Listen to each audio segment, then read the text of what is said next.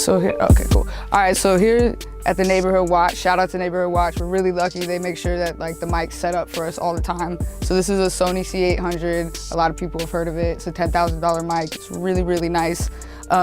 This is a condenser mic, but it still needs phantom power, but it has its own phantom power. So instead of supplying it on the mic pre on your rack, you go right here to your power supply. You make sure that it's plugged in, and you just hit the on button. So now you can see that it's on with the green light.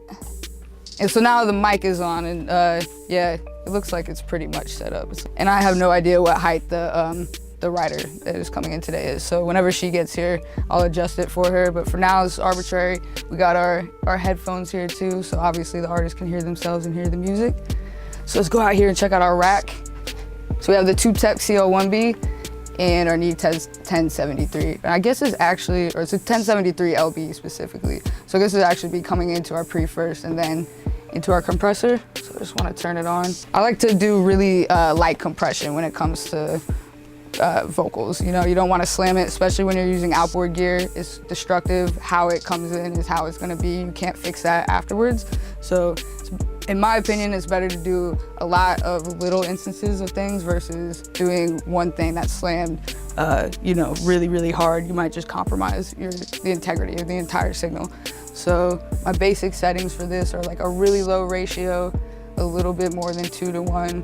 I keep my release at probably like center until I see what type of vocals we're gonna be chopping.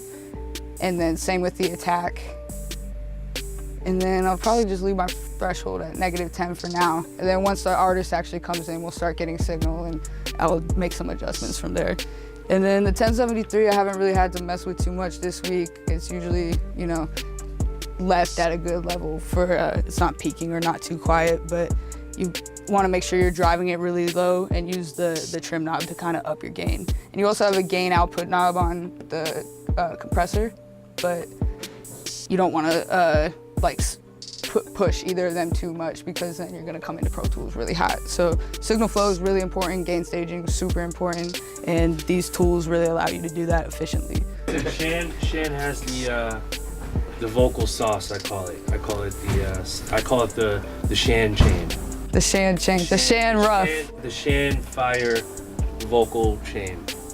By the way, shout out to llmind, man. He's letting me film this right now and treats me like I know what I'm doing. So I really just press buttons and shit. Listen, she's lying. She knows. She's here. Appreciate it, Ill. I love Shan too. Tony loves me too. I love her too. We're not like cinnamon apple pie level, Yes, but No, maybe. I don't know. Let's get real. We're working towards it. We're working. Yeah, we're working towards it, but At this point, was it like a Hot Pocket level right Hot now? Pocket. I would say it's more like you know, like the Dippin' Dots. They're not Dippin' quite. Dots. It's not Dippin' like Dots are soft delicious. ice cream. but they're still together yeah, though. they're together. I like they're that. Not gelled yet. Okay. They're working towards We'll it. melt a When little they bit. melt, then they Okay. gel. All right, I like that. Me and Tony are Dippin' Dots. Major engineer trick, bring your own mouse and bring your own keyboard if you can, because one time I witnessed somebody sneeze into their hand and then put their hand right back on the mouse at a studio in a room where I was working right after. So I try to do that and like wipe shit down too. It's really gross. So I've got a template set up already in here since I work out of here quite often. I actually just had to like do a new one because they redid some preferences in their IOs. So I had to set that up the other day. Date all your sessions, super important. Organization is really, really important. You want to be able to know where you're finding shit. Okay, so these two yellow tracks up here are really my main mic and record tracks. This is an aux track that you can see I'm already getting input into the aux track, and the aux track is routed to my record track which is an audio track where I actually print the audio. And that's just really useful because it allows you to playlist really quick. All of your playlists will be in that record track. And another thing to remember too is if you want to print your tune, put it on the record track because that will be destructive. But if you just want to be able to hear it and adjust it so that it's not destructive, make sure it's on your mic track.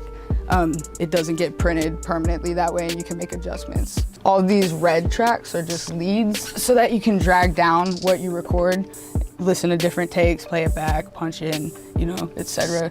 And all of these are routed to my main vocal bus. I've got just some basic, an EQ. I like to use the SSL channel. I don't use the gate, but I do use it for the EQ and the compression. De-esser is super important. Make sure that you set it at the threshold at a low level before you start, because if you slam it and slam the threshold really low before you start, then when the signal's coming in, it's going to sound really choked, and you might be running in circles figuring out why the signal sounds like that, and it's probably your de-esser. Same with compression too. If you slam your compressor threshold before you start and then it starts coming in and it sounds weird, you might be wondering why it sounds like that, and it's probably the parameters that you set before you even started. And then the last thing on here is just RVox, another compressor basically, and I just use it mostly to give a little volume.